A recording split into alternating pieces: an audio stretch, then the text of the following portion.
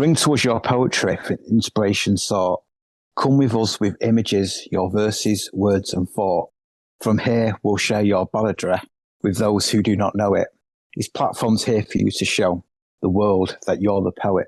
Welcome to episode 72 of You're the Poet, the poetry podcast featuring you. I'm host Matt Burgio, and I'm here with co-host Phil Burgio. Phil, welcome. Happy to be here. Here at You're the Poet, our purpose is to share our love of poetry with the world and invite you to do the same. We want to start by saying thank you to all of our listeners who have made You're the Poet possible. We hope you enjoy the podcast and the poetry that is shared.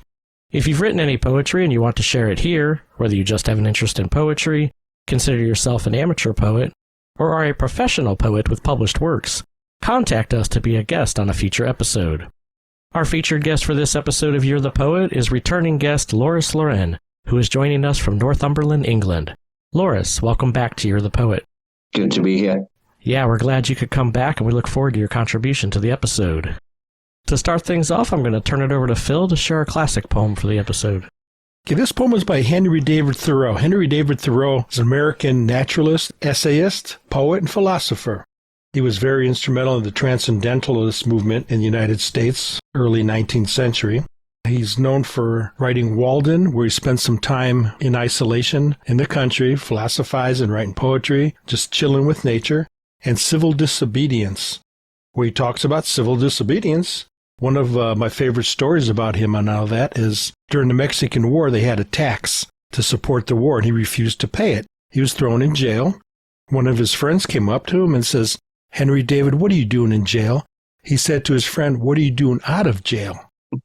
So he was an inspiration for Gandhi, Martin Luther King, with his peaceful civil disobedience. He was born July 12, 1817, died May 6, 1862, at only 44 years old. He died young from tuberculosis. Can't imagine what he could have put out if he would have been around longer. This poem is called The Thaw. I saw the civil sun drying earth's tears, her tears of joy that only faster flowed. Fain would I stretch me by the highway side to thaw and trickle with the melting snow that mingled soul and body with the tide. I too may through the pores of nature flow. But I alas nor tinkle can nor fume, one jot to forward the great work of time. 'Tis mine to hearken while these ply the loom, so shall my silence with their music chime. Henry David Thoreau. All right, thank you. I found this poem fitting, especially as we move from the colder weather here into the spring with the concept of the thaw. And I kind of like his take on it, where he kind of gets a little deeper into almost like a philosophical view of the thaw. Well, he was a philosopher. I think it's quite a poignant nod to the changing of the seasons and almost like a longing to assimilate with the nature as it changes and thaws. I really enjoyed this poem. I'm glad you quite sent me to it. I'm not very familiar with a lot of classical poets. I read a little bit about Henry David and saw that, yes, he was quite an activist and he'd helped shelter a lot of escaped slaves and stuff like that. It led him to become quite abrasive with authority figures. And one thing he was noted as quoting it was near his deathbed. He was asked if he had made peace with God and replied that, "I did not know we had ever quarrelled." And I think that's just such a great and cheeky reply to that. And I think it's quite indicative of the man himself. He has a lot of naturalistic poems. I think he must have been someone that prized himself on being one with the earth around him. I agree, and I think anyone that spends a lot of time in that self-reflection, he spent a lot of the time there sort of in that isolation, writing Walden and whatnot, but when you take a lot of that time to do that reflection, I think you become you're at this peace with yourself. That quote made me think of that I didn't realize he was quarreling with God, that he seems like the type of person that was at peace with his thoughts and really knew who he was and what he believed. Absolutely. I agree, yeah. All right, well, from here, I'm going to share a poem for the episode, kind of along the same lines of this transition from our winter into spring. I wrote this poem that I talked a little bit about a few episodes back with Otis Schur, where I wanted to write a song about the tree peepers that come out and they're so loud here in the spring. And I was talking about why I wanted to write this poem about the Peepers Lament, because even still this past week, yesterday was like 35 degrees and today was like up to 70 again. Our our weather here in Southwest Ohio has been ping-ponging back and forth from like 80 degrees to 35 degrees. Like, depending on the day of the week, we just can't lock into, some consistency. So I was thinking about these street peepers that were so happy to come out as the weather was warming up and singing their songs, and then all of a sudden it got super cold again, almost to where it was a frost. So that was the inspiration for my poem, The Peepers Lament. O singing chorus of the spring, how sorrowful your song! No more the sweet-sung serenade that signals seasons shift. For tonight's display's a troubled tune, the temperature has tanked, and taken tiny troubadours and tied their tongues with toil. A languish in their lyrics lacks the lullabies of love, and leaves a longing and a lust that led to their lament. May Mother Nature move to make the weather we all want, and please the peepers of the pond, whose melodies mend man. Matthew Burgio. I love that piece. I can hear the peepers right now. Sometimes they get so loud. I mean, really loud. And they're only as big as a quarter. Wow. Yeah. Make quite a racket for the size they are, really. Yeah, definitely. Yeah, and here at Zor Acres, if you go back to what we call like our back acres, we've got like this 8-acre plot. Mm-hmm. If you go back through like the woods to the back corner, there's a pond, a shallow pond right on the other side of the fence line, and it is ripe with all the peepers. That's where they nest and come out. And if you go back there in early spring, it is so loud it's almost deafening. Yeah. So I always love the peepers. But in general, like, I decided to go with this last line about whose melodies mend man, because I always love being outside at night in early spring and hearing the peepers. It just sort of brings a refreshment and a peace to the soul, I think.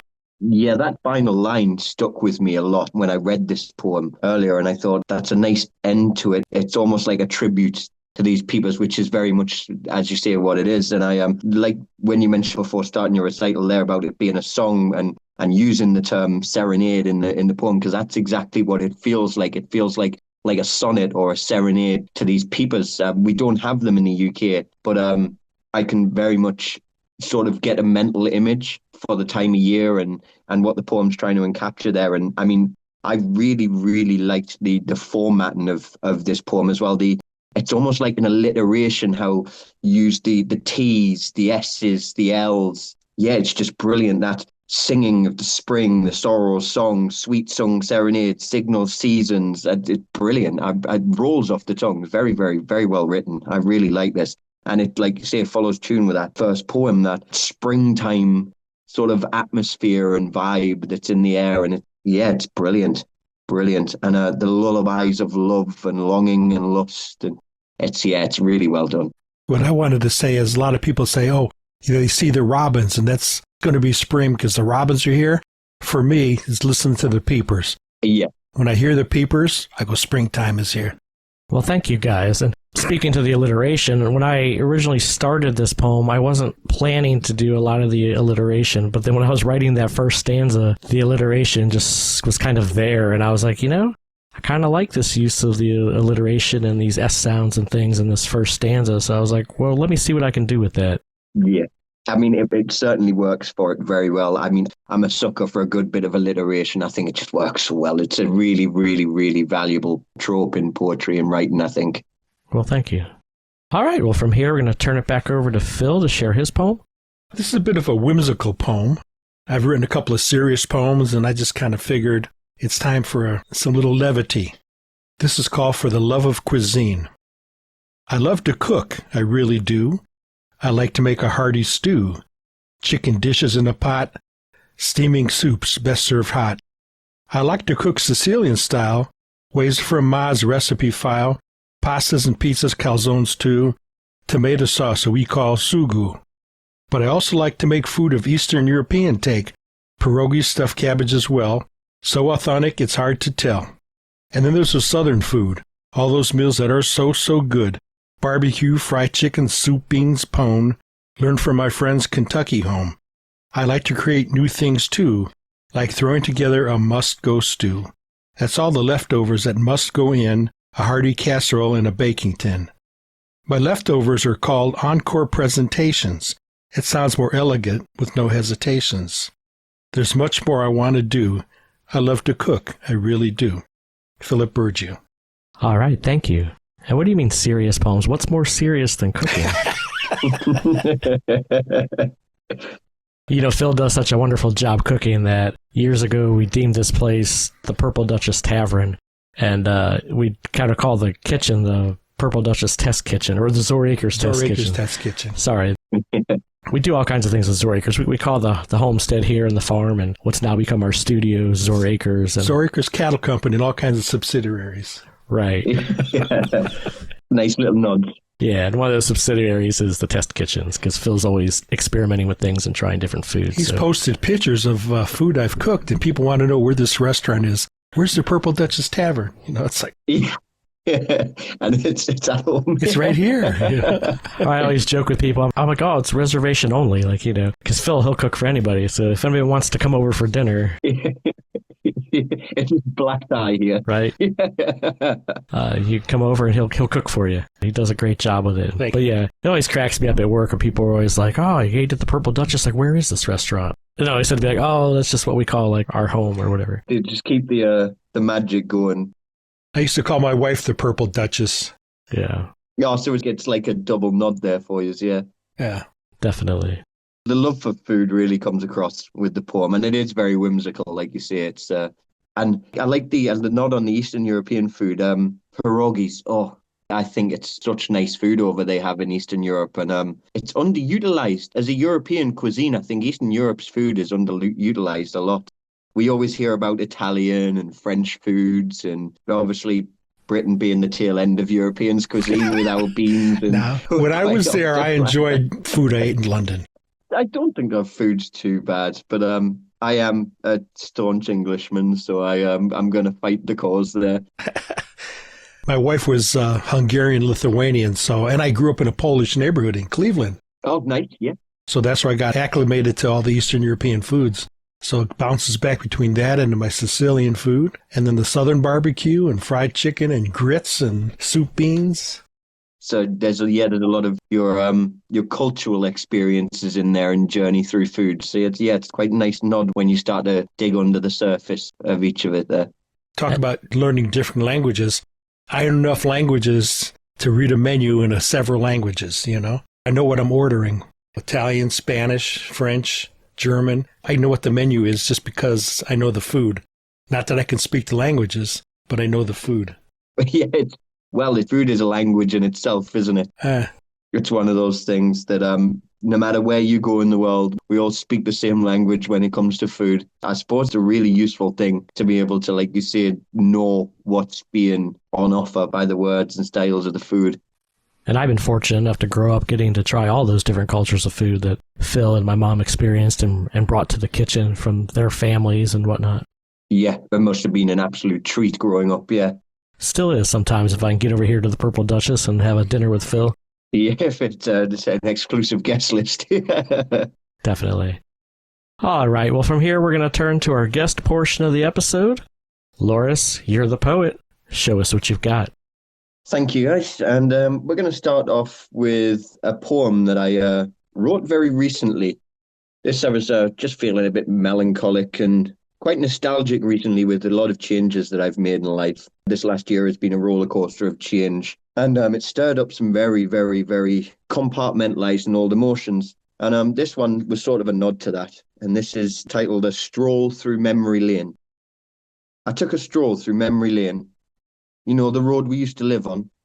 Except it wasn't quite how I remember. No. I was met with a shattered vision. The street was lined with potholes, and all the houses here were crumbling. The sky was filled with dark clouds, where black raindrops fell in dozens.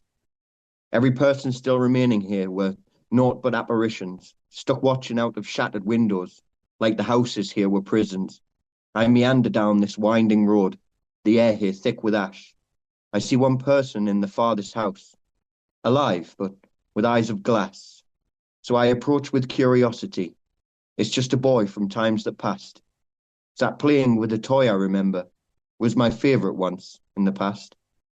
It's broken though, this little toy, rusted, sharp and cold. The boy looks up into my face, as if peering into my soul. I recognise this younger child, the one stuck on this ghostly street.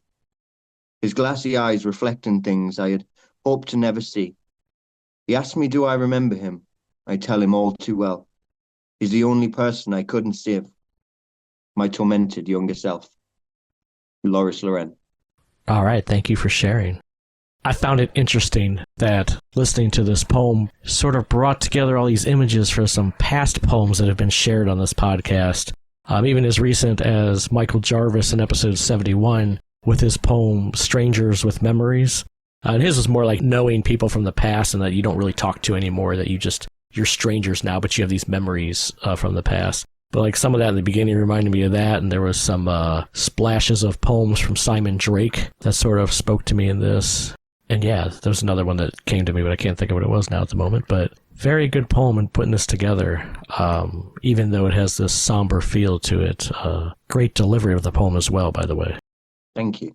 I always feel that I write better with poignancy and introspection than I seem to do happy feelings. I think there's a poetess, Ray Leclerc, which I stumbled across recently, who writes a poem called Sad Needs Love Too. And in that she mentions that she sits with sadness, but she's not always sad. And I think that captured it so well.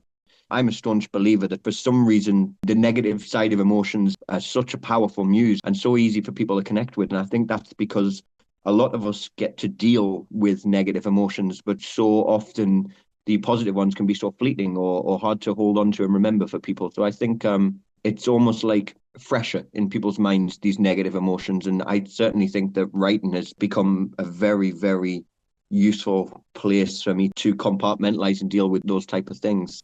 It's interesting. I feel like somebody just read a poem like that about kind of sitting with the sadness, and I don't know where I heard that. I feel like it was one of our guests that read a poem kind of like that, or maybe I read it online. Yeah. It might be the same poem. It's Ray Leclerc. She's very good. I mean, by all means, go and give her a check out. She's wonderful and recites her poetry so well as well. It's almost just effortless for her.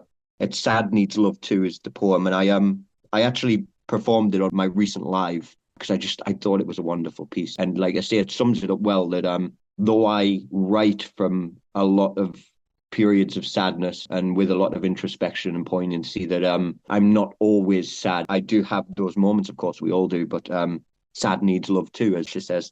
You know what? I think that's actually where I heard it. Now that you mentioned that, I believe it was from your live reading of the poetry. That is where I heard it, and I thought that was such a wonderful poem and a wonderful perspective. I do remember that now. That is where I heard that, and I remember connecting to that, thinking, yeah, that is true.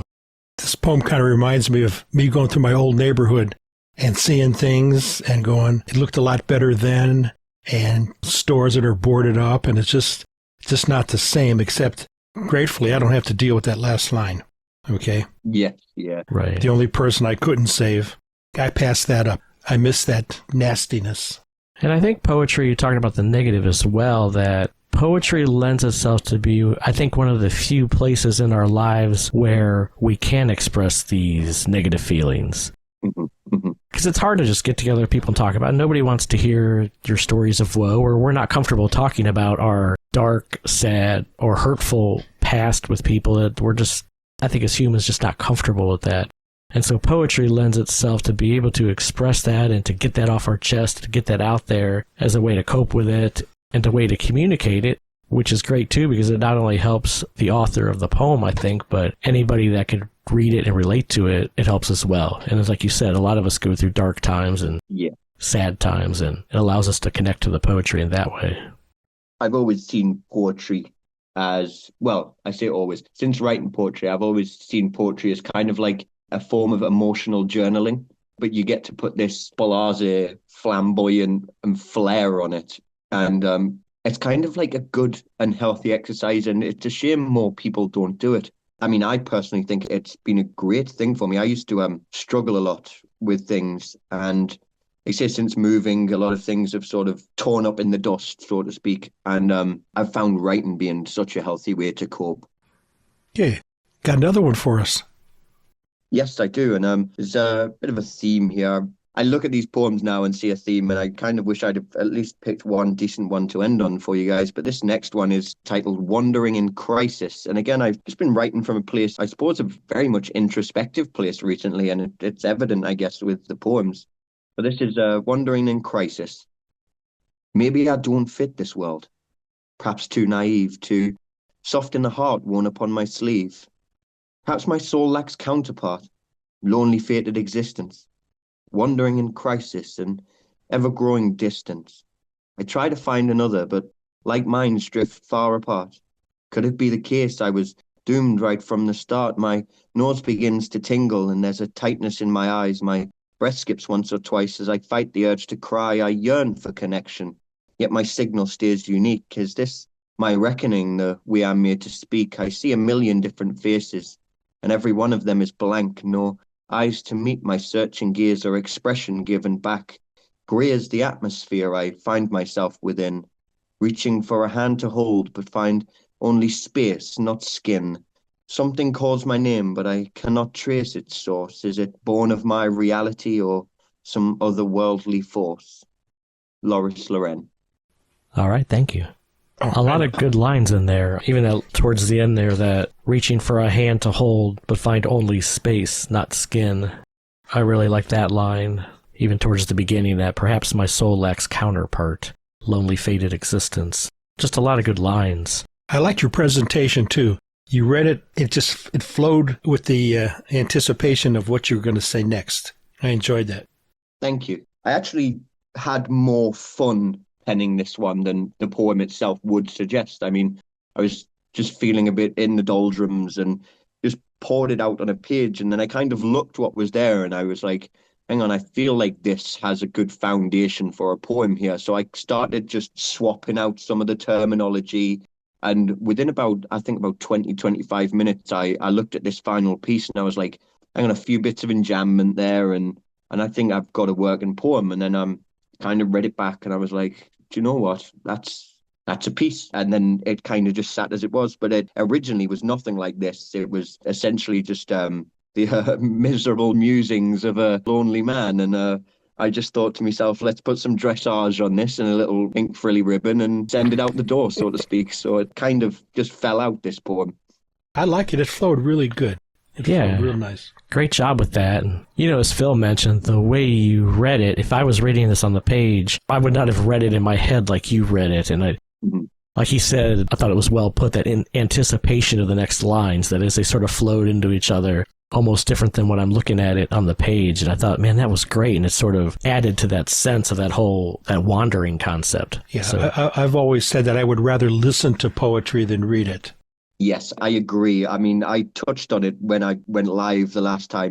I enjoyed performing these poems. I enjoyed sharing the poems with people, but it's never quite as the writer themselves intend or imagine it. There's always that differentiation in the voices. I mean, of course, when the poem hits the public eye and the public domain, it's free for interpretation the way somebody recites it, but it will never hold the same impact as when the writer themselves put it down, because they always had that way of performing it in their own head.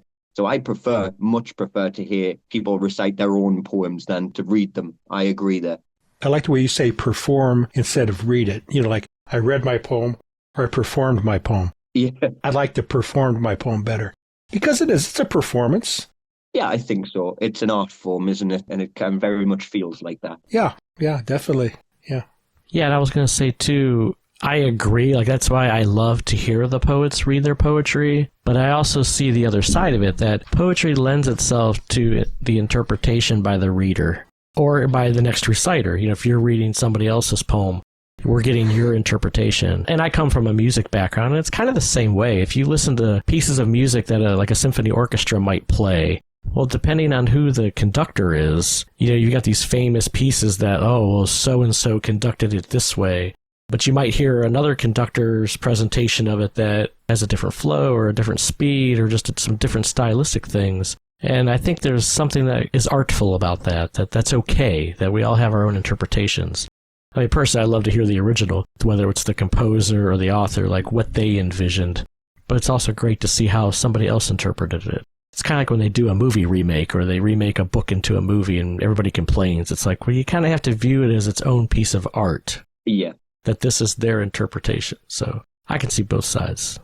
I think the music thing is a good analogy to put on it. It's like an original to a cover song, almost.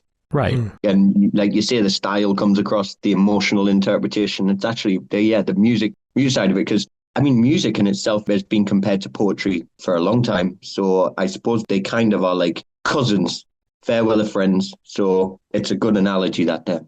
Yeah, and we're seeing that more and more on this podcast as we get people talking about their relationships to music and to poetry and lyrics and things like that. It's kind of neat. It's an art form. It reminds me of learning about African music and my professor telling us that there's not a word for music in a lot of the African languages because it's not just music, it's the whole experience. Mm-hmm. Or kind of like how when Ada Sher was talking about opera, that it's sort of like the culmination of everything in once. It's not just the music. Well, before we get on to the final poem there, I know you've alluded to a lot of it already, but tell us, is there anything new you've been up to since being on You're the Poet last? Yes, so I have basically just been sort of lifing a lot, really. But I have slowly been trying to read into publishing, and I'm going to take a baby venture into that instead of taking a bigger bite than I can swallow, so to speak. Instead of starting off with a full-fledged poetry book, I think I'm going to publish a smaller chapbook first. I think that'll be a nice place to start. Okay. And is probably less strict or strenuous on my pen, so to speak. Other than that, I've kind of just been trying to engage with people more and get better with social media. I've been reviewing my current use.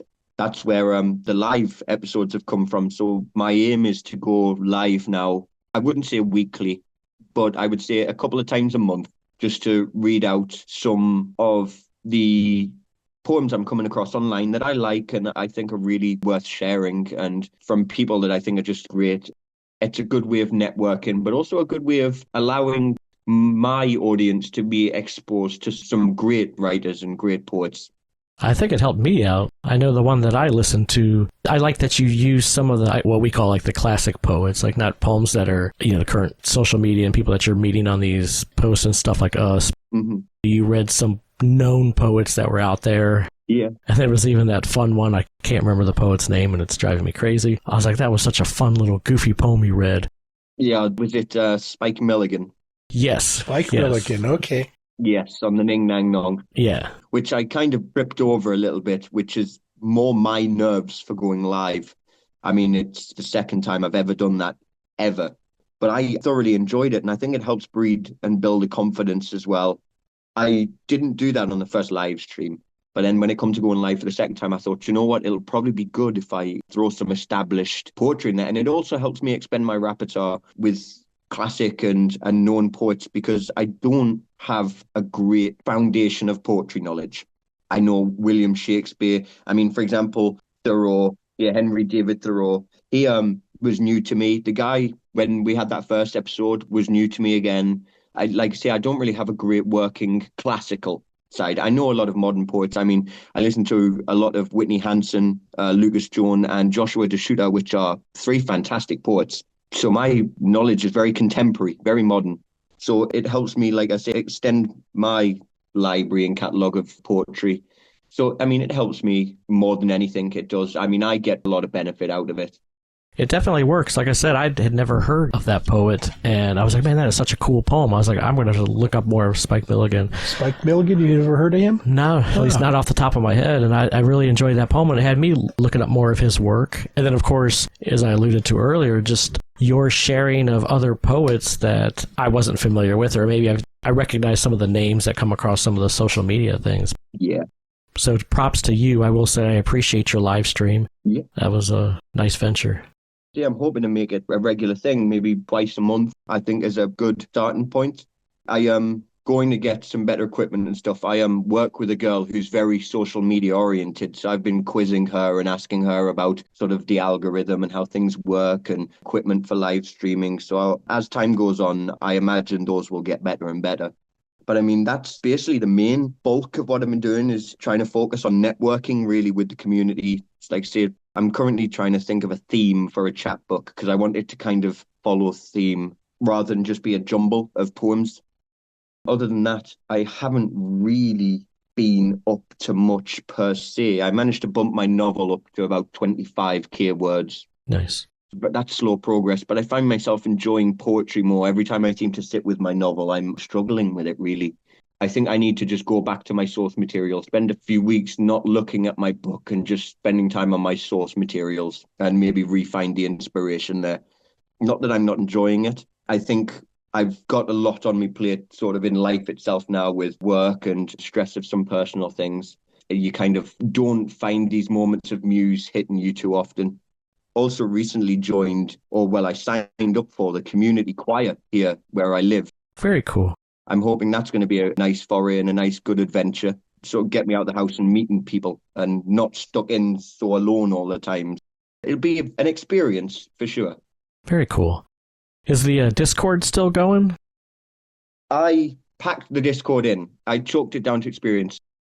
It was going well. I was putting a lot of time into the overseeing of it. I didn't take on any moderators or anything. I didn't know where to start with that. So I thought to myself, I'm putting more effort in and it's making me neglect other tasks. So I dropped the Discord. Okay. Maybe it's something I might revisit in the future. But now I think I've just got to focus on other things a bit more first. I had work published in the Invisible Poets Anthology 4, which officially means I can class myself as a published poet now, which was a very proud moment for me. I'm grateful to Steve and the guys there. Congratulations there. Thank you. Just submitted to Wheel Song 8. I'm hoping it's good news on that front. So yeah, looking to, like I say, get my own little chapbook out there. Just the next step forward, I think. Got to set some realistic goals, and I think the next step would be a nice little chapbook and then eventually look to do maybe a collection where I just take some of the best ones I've written, put them in a book together and release that. One rung at a time, yeah. Definitely. Well, good luck with all of that. And keep us updated. If the chapbook comes out, we'll be happy to help you promote it. Yes, I appreciate that. I'm currently none the wiser on what was happening on the anthology I was working on with a couple of other folks. I don't want to say it's dead in the water, but I haven't received any updates on it for a while. And I mean, I'm very much not in the driving heart of that at all, just a member of it.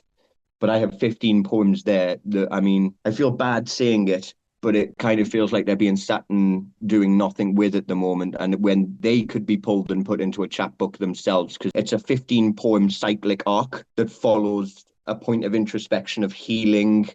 And I love the collection. So I think maybe I might consider doing something with that. It's not set in stone yet, but they can't waste away forever, is all I'm saying. It's been nearly a year now. Right. Okay, got another one for us. Another poem? Yes, I do. A third poem here for you. And this one is titled Nostalgia. And I wrote this a little while back. And I have this opinion of nostalgia. Everybody seems to have a different experience of nostalgia. But for me, nostalgia is a very bad sort of experience. I don't get filled with joy from nostalgia. It goes very much the other way. It's almost like a reminder that life isn't the same. And I think this poem encapsulates that. But this is nostalgia. Nostalgia is killing me. It's destroying me from the inside like a Trojan horse that I allowed through my gates. I watch on, helpless, as my heart is pierced by 1,000 daggers in the shape of remembrance. Echoed laughter, pixelated paradises, each a harrowing reminder that I'm no longer who I was. The remnants remain untouched, yet the same clock decays me with each rotation. I lay in darkness, eyes leaking like a tap worn by age. I feel my body creak, an ancient temple weary, withered as ghosts haunt its halls. Those images burnt into my mind, imprinted, branded, staining the fabric of my very being. I smile for the days that brought me such joy, but now only proof that I will never be the same. Loris Loren. It's kind of deep. Again, your flow and presentation is great. Top notch there on the presentation. Some great lines there. It jumped out. I love that. My heart is pierced by 1,000 daggers in the shape of remembrance. That's a good one, yeah. Good line. Thank you. Yeah, like I said earlier, I think introspection and sort of like, even when I'm writing my novels, they're very gothic, very grimdark, very moody. And I think I've found my comfort zone and style of writing. And I think that's very much it, because I think it shows poems like this where you see my best work. I think it's very much become my style of writing, my preferred, maybe not preferred so much, but it's definitely my better style of writing, I think. Right. Well, great job with them. I mean, it comes out very well. It does. They do, yeah. Yes, very gothic, very moody and introspective. Like I say, I think I've found my footing in writing really there. Nice. All right, well, before we move on, is there anything else you want to say about poetry or your poetic journey or anything? Just want to say thank you to you guys, really. I look back at that first appearance on here and I was very nervous. And even though I had recorded some poems, they're all pre-records and it takes 5 or 6 times before you get that recording right. But now, after a few appearances with you guys, it's soared my confidence up with poetry. And like I say, I think I'm writing better work now as opposed to just performing better. I've started the lives, like I say, and I think that's all down to taking that first step with that episode of You're the Poet. So I honestly owe a lot to you guys, and I just want to thank you guys there. It's a privilege coming on every time, and I'm eternally grateful for it because, like I say, I feel like it's gone a long way for me, and I always like to look back and be grateful for things such as that because I wouldn't be here now as confident as I am. I mean, you're just saying about the performances and stuff. I think I owe that all, like I say, to that first episode. And now I can sit there and I can record a poem and it takes me 1 or 2 attempts to record the poems. I'm doing, like I say, the lives now. So yeah, it's been like strength to strength with poetry, which I believe I owe to yourselves, Matt and Phil there. So I'm just grateful for that. Well, thank you. That warms our hearts to know that we're helping people out. So Thank you for that. All right, well, as we move on, I've got just a little bit of feedback for this episode. This is feedback for episode 7, the 2nd anniversary special. These are both from YouTube. The first, at Sure Voice, wrote, "It was my honor and delight to be on this anniversary podcast as the final poet listed, and wonderful to share my poetry in public for the first time on episode 69. Phil and Matthew Burgio are doing a beautiful service by providing this platform for poets and reviving the art of public poetry readings." So thank you. That's Ada Sure, episode 69, guest here on You're the Poet. And then our final feedback was a short line from @Poet Tara Hicks, also one of our guests who took part on the episode. She said, "Hey, cool new intro poem." As the intro poem was different for our anniversary special. Just a note there, though, that's actually the intro poem that Phil wrote for the first anniversary special that we did. I just read it for the second one, and we decided that we would keep this for our anniversary special intro poem. My friend Jim also posted he found the latest episode of You're the Poet and listened to it. He especially liked the Up Up poem, and I believe that Ryan Morgan wrote that one. Yeah, if you haven't heard the anniversary special yet, and we're talking about poetry reading as a performance, gotta hear Ryan Morgan read his poem. Anytime Ryan reads his poetry, I keep telling him he needs to come out with an audio book of his poetry because his performances are always just spectacular. Yes, it is very much a performance as well. Ryan is fantastic in everything poetry. Oh, yeah. All right, well, thank you, everybody, for that feedback. And as we wrap things up, we want to let our listeners know that we're grateful that you've taken the time to tune in. We hope you're enjoying the poetry shared here, and if you haven't already, please subscribe to the podcast and share it with others. If you would like to support You're the Poet and what we're doing here, there are a couple of ways to help. You can find links on our website to our Buy Me a Coffee patron site, as well as our You're the Poet store, where you can buy You're the Poet merchandise and share your love of poetry with the world. Thank you for your support as we continue to grow. Please check out our website and various social media outlets to keep up to date with You're the Poet. You can find us on Facebook, Instagram, YouTube, and our website, you'rethepoet.com. Until next time, Phil, thanks for joining us. I enjoyed it. Loris, thanks for coming on again. I enjoyed our conversation. Thank you very much for having me, guys. It's always a pleasure. Same here. Thank you to you both. Goodbye.